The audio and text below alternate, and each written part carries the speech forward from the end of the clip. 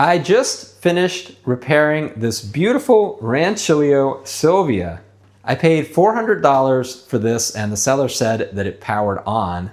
But as you're gonna see, not only did this machine not power on, but when I opened it up, I found out that it at some point literally was on fire. So go ahead and watch as this machine throws me for not one, but two major loops as I try to repair it. And make sure you stick around because this machine kind of grew on me.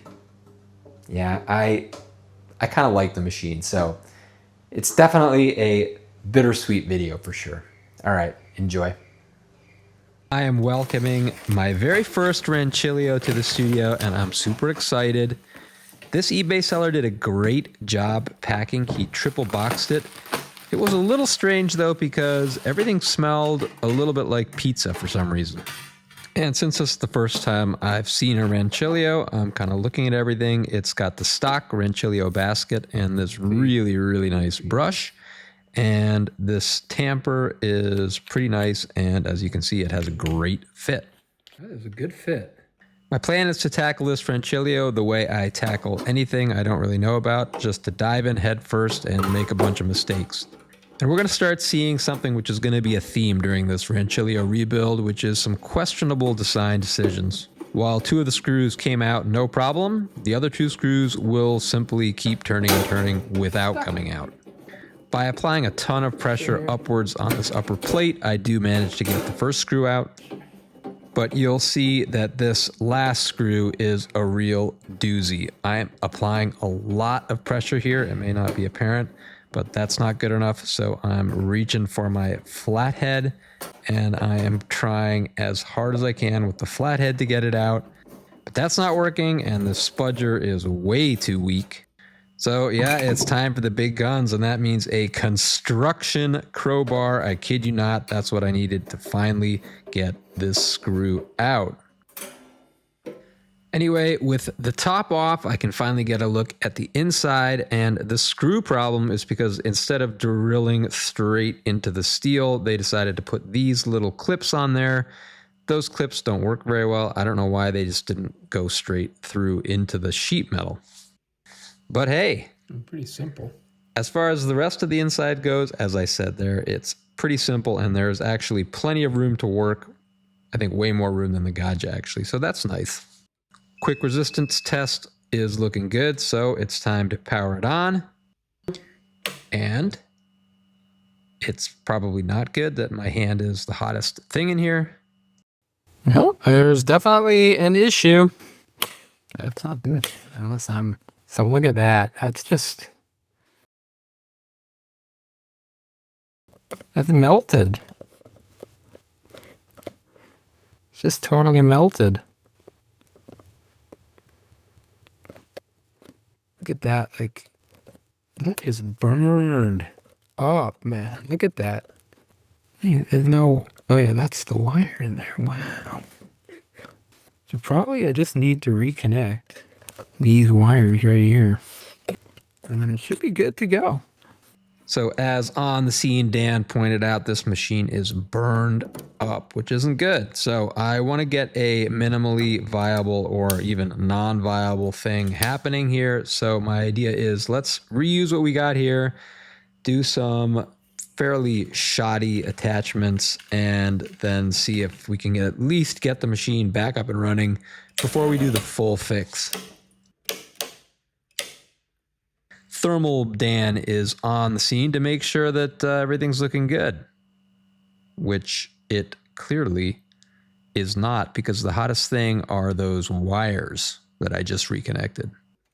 And I'm going to be totally upfront with you. I have never in my life seen a wire that was heating up because of overcurrent.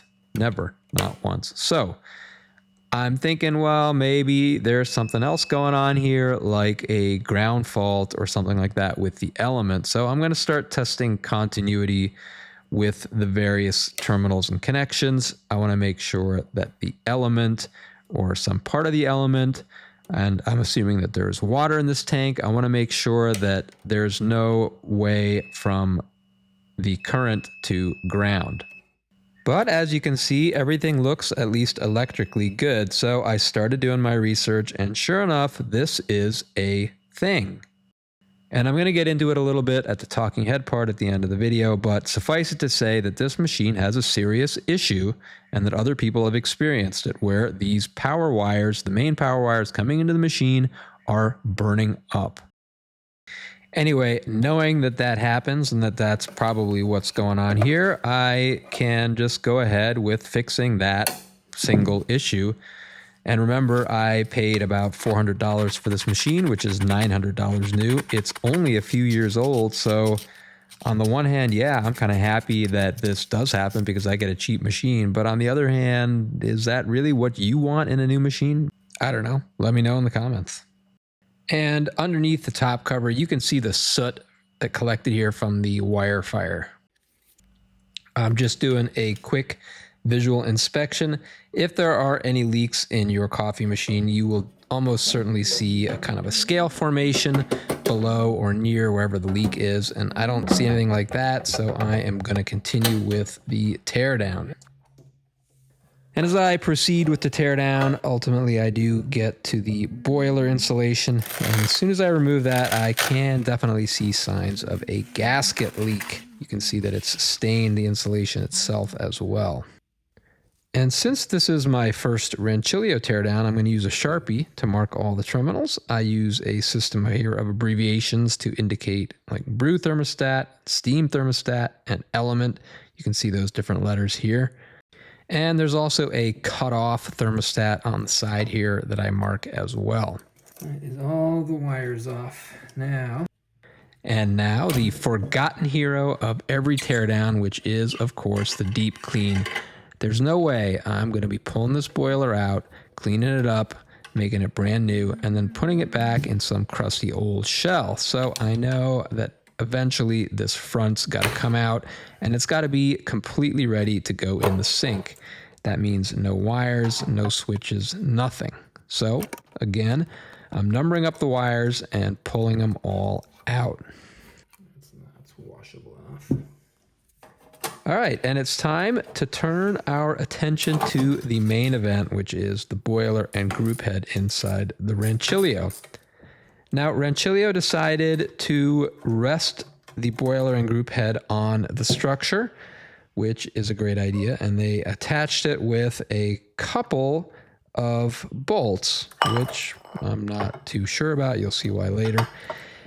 Anyway, I'm taking this opportunity to empty the boiler, and that's always a good time to kind of see, well, how much water is in these things, which turns out in the Rancilio is a pretty decent amount. I'm not tearing down the structural core any more than this. It's in really good shape. As I said, it's a pretty new machine, so I'm just going to give it a good wipe. All right, I am going to set the scene a little bit here because I think that if you're dealing with either a Gaggia or a Rancilio or any machine where the boiler is bolted via a gasket to the group head, that you have got your battle ahead of you. In my experience, this part is the hardest part of any teardown. This is where I have always run into trouble. In my very first Gaggia restoration, I remember like it was yesterday, trying to break that boiler open almost broke me. So if you're breaking open your boiler, step one is to clear the battlefield. Step two is to take every possible side quest before you actually have to face the boss battle.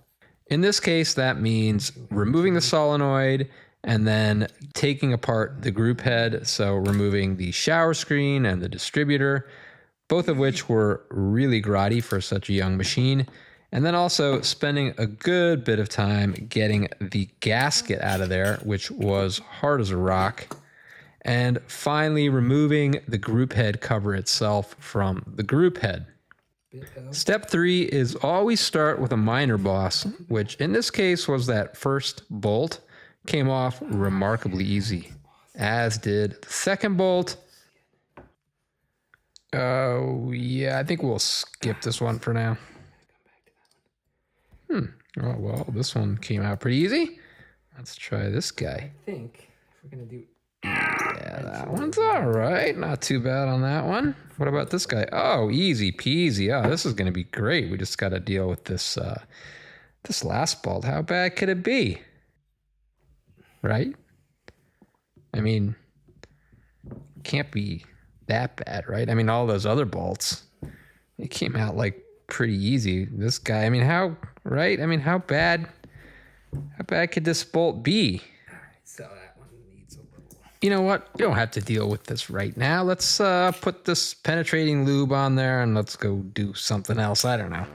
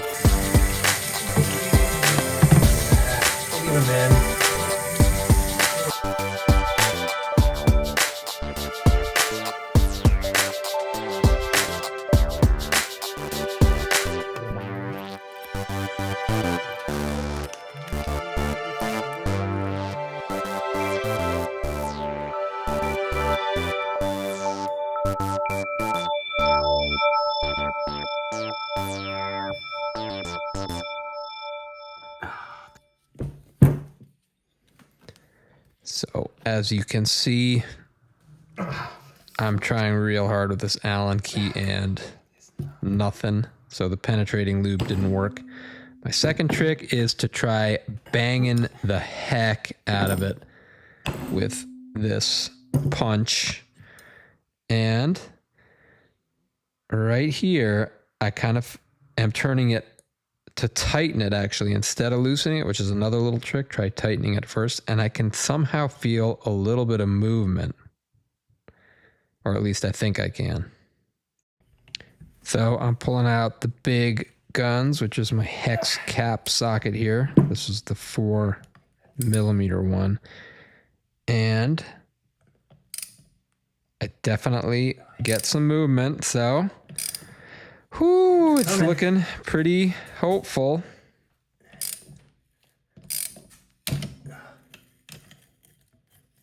Broke. Fuck. That's what I was scared of, man. Damn. It just came right off. Yeah, so like I said, that bolt broke. And this is the first time I've seen a broken bolt in an espresso machine. And this is my first Rancilio. Coincidence? I don't know. So it may be my first broken boiler bolt, but it's not my first broken bolt. I think normally I would have tried to just drill the remainder of the bolt out from the back, and then hopefully that would dislodge it. And if this happens again, that's probably what I would try first, but I do have a stripped screw removal set, so I'm trying that first. And step one of that is to use one side of the bit to drill the pilot hole.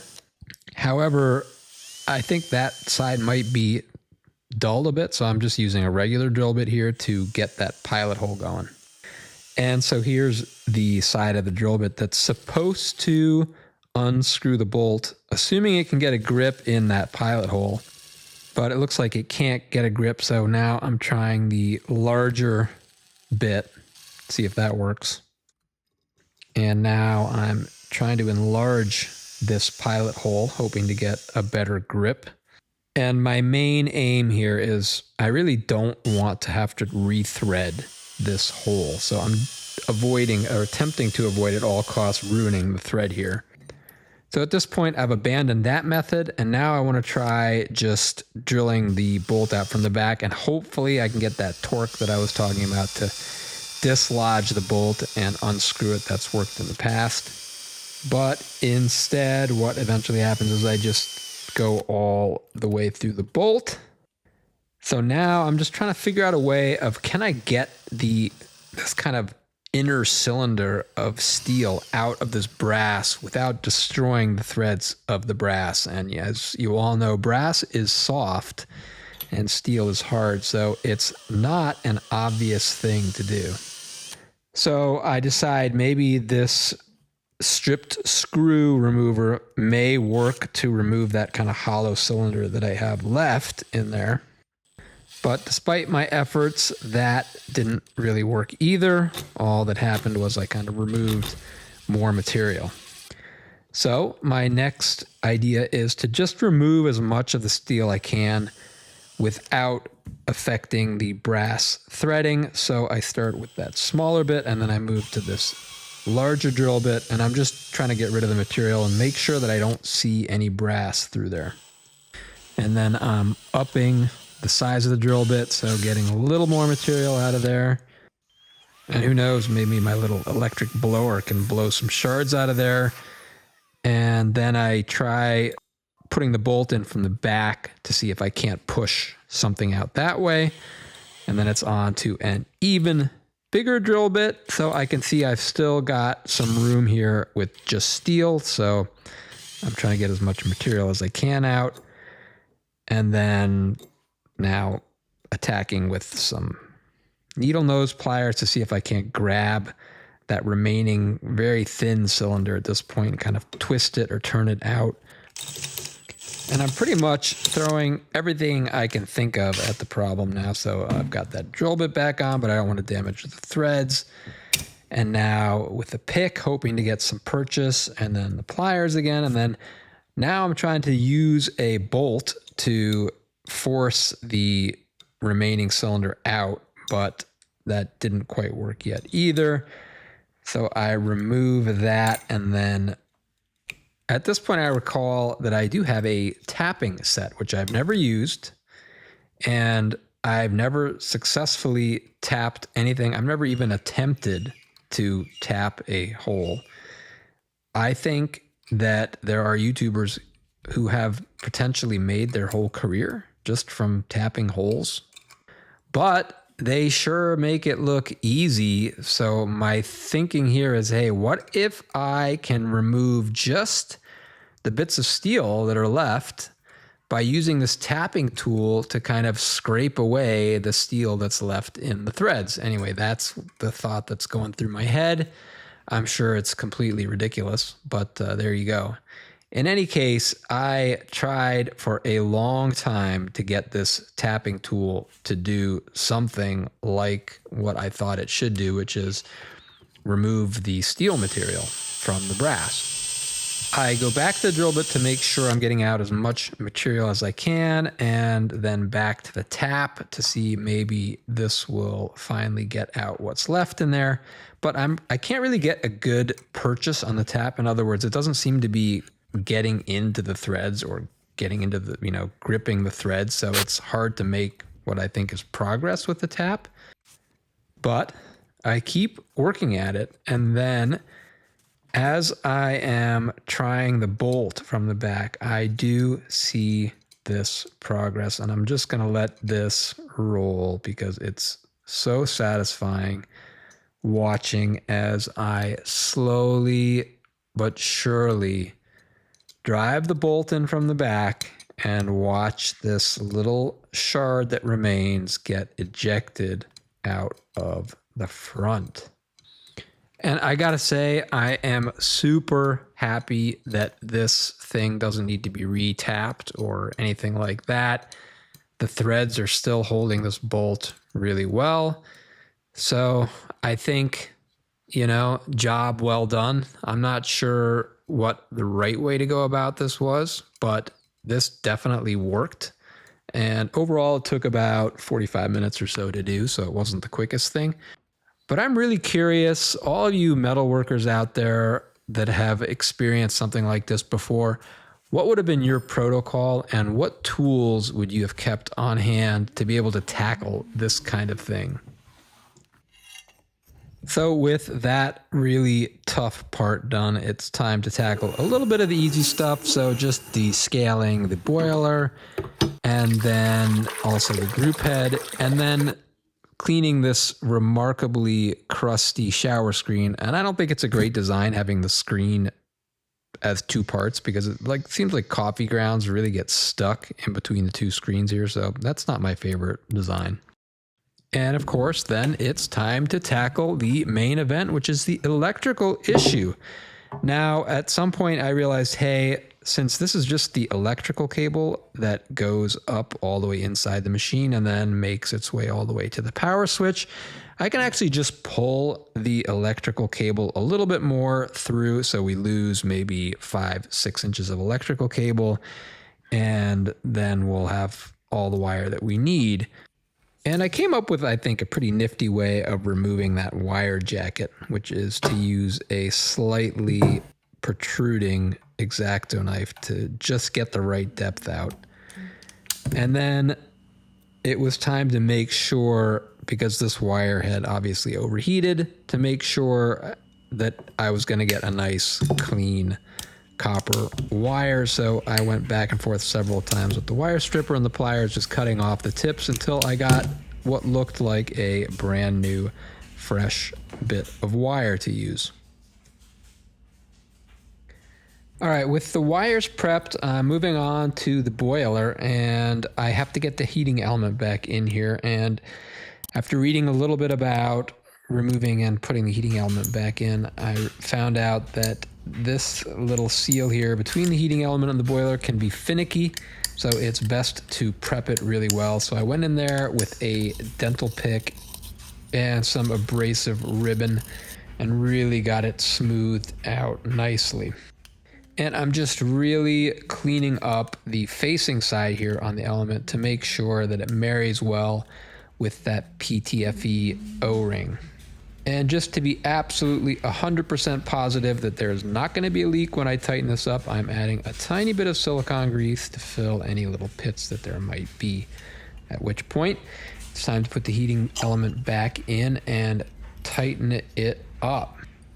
And there's no harm in testing the heating element first. Now, normally it's going to be immersed in water, so I have to be pretty careful not to push the temp past the boiling point of water, but it seems fine. So it's time to seal up that boiler again. And, you know, if you got this thing apart, there's no harm really in using some brand new stainless bolts. So I'm at the point where I'm tightening the group head to the boiler, but I notice that the gap here is way too big. Now, when I ordered that O-ring, I had ordered it based on a size I found from a listing on Amazon for a Rancilio gasket. Now, obviously, that was not the correct size, so I researched the correct size and I ordered that. And I also ordered that listing for the Rancilio gasket. And you can see that the listing, which is listed as a Rancilio gasket, is actually the incorrect size. And the correct size turns out to be an imperial size, so not metric, but imperial, and a very standard size. So I ordered that and then installed that one. And you can see that when I put it all back together, that before I snug it, I have this very nice gap. And so with everything in place, it's time for the reassembly.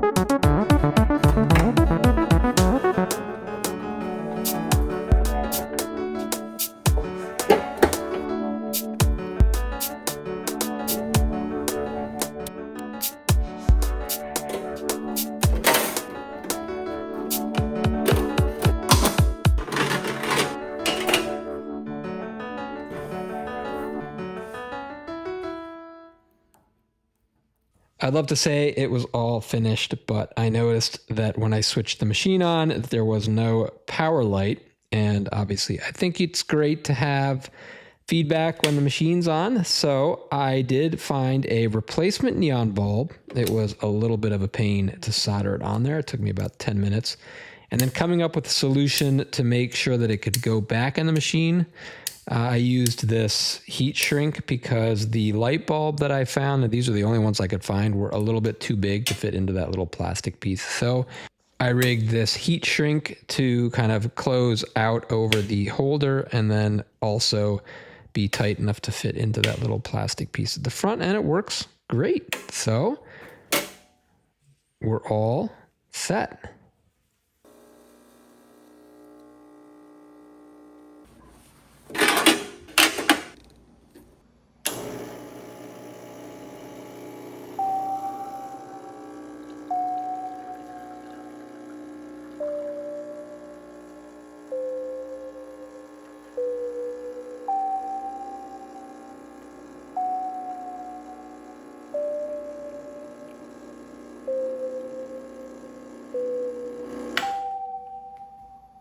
This is not my first shot on this machine. I made a couple yesterday. First one came out a little cold because I hadn't heated the portafilter, and the second one was just great. This one is, I feel like it's not quite as good as that one I made yesterday, but it's still really good. So I'm just gonna tell you up front that I have developed a little bit of a soft spot for this machine now. And I wasn't expecting it. You know, obviously the title of this video is, you know, the ticking time bomb of the Rancilio, which is obviously those badly gauged wires that are going from the cord all the way to the power switch. Rancilio, if you're out there, you have to change that design. I think maybe you've planned the same cord or the same gauge cable for the European and the American market. Could be. Obviously, America is only 110 volts. Sorry about that, but that means you need thicker gauge wire to carry that current that you need to heat up the water. That could be one of the reasons why it's burning out, combined with the heat that develops inside the machine. So obviously, as heat goes up, I'll have another sip of this shot. It's so good. Yeah, normally I don't shoot videos without already having a shot, but this is the first shot of the day, and it's definitely hitting the spot. It's really good. So as I was saying, the heat builds up around those wires that are coming all the way. It's the same wire coming all the way from the cord all the way to the switch, as you saw. So the heat inside is definitely affecting the current carrying capacity of that wire. Obviously, as heat goes up, the resistance of the wire goes up. As resistance goes up, the heat goes up. So it could be overheating. In any case, every coffee manufacturer that I've seen, they'll take the cable from the wall to the case of the coffee machine, and then they'll use the same wiring that they use everywhere else inside the machine to carry it around. So Rancilio, maybe put a hole in the back of your case here, put a C14 plug like Gadget does, and then take silicone wire from there up to the power switch. That would be my recommendation if I were doing it. Otherwise, you're going to need to just up the gauge of your entire cable, and then I'm not sure if that's something that you want to do. So that's one design issue. The second design issue is the bolts in the, it's a really good shot. The second issue for repairability is the M5 bolts that you're using between the boiler and the group head. Those should be M6 bolts, not M5 bolts. I've pulled out more M6 bolts than I can count in corroded Gaja boilers, and it's never been an issue. I've never had a snap bolt, whereas that M5 snapped, and this was the first machine that I've opened. The M6 bolt is 20% bigger diameter, so the actual area of the cross-sectional area is probably even more. It's probably 40%, whatever 1.2 squared is. So it's probably, at least 45%, almost 50% more cross-sectional area, which is the strength of the bolt. So I don't see why you chose M5 bolts. I personally would have put a beefier bolt in. So obviously that would have prevented me from having to do that whole rigmarole where I had to pull out that snapped bolt. So there I would redo your boiler group head connection with M6 bolts. One of the reasons why I'm developing a soft spot for this guy is the steaming is just incredible. I'd say it's maybe even a little stronger than my Breville dual boiler, but it's about the same. And I think the Breville dual boiler makes incredibly good steam, and it's the reason that I've kept it to this day and not moved over to a Gaggia. The steam on this is really, really strong. And the steam wand is nice. I love that it's got a nice smooth articulation. It's really good. But yeah, anyway, this morning I made my kids hot chocolate. So I made a couple hot chocolates for them, and it was a pleasure with the steamer. I actually think it seems to make slightly better foam than the Breville. I'm not sure about that. I'd say it's very similar to the Breville dual boiler. And considering that that's a $1,700 machine and this is $900, this starts looking like a little bit more of a bargain if you're into your steamy things. So I like the design of this machine too. It's really grown on me, this squarey design. You know, and I like the big brass boiler. I think it's really nice and it's big. I have repaired many, many machines and I've never really felt the temptation to replace my Breville dual boiler. And I think most of that is because of the steam. But the Gaggia for me has always pulled better espresso shots. And I feel like this is actually very similar. Very, very good shots. And I love the repairability of this compared to the dual boiler. The Breville dual boiler is a very complicated machine. So it kind of combines some of the real strengths of the Breville dual boiler that I love, which is that big boiler. Its steaming is awesome, but it's got better shots coming out of it. And then obviously the downside here is obviously temperature stability is going to be huge. So as far as temperature stability goes, that brings me into my next point, which is why you should definitely like and subscribe, because I've got potentially a very cool partnership coming up with a very well-known company, and I may or may not be computer controlling this machine or developing some kind of a unit to, you know, computer control this and Gaggias and stuff like that. So that could potentially be a video that's up and coming, which I'm super excited about. But as a base unit, I could totally live with this machine just the way it is, like, you know, glorified kettle technology, I call it. I could totally live with this machine just because of how awesome that steaming is. So despite all those design issues, it really has grown on me. All right, so I'm gonna make my wife a cappuccino on here and see how that goes. So I'll leave you with that, but I will see you in the next one. Over and out.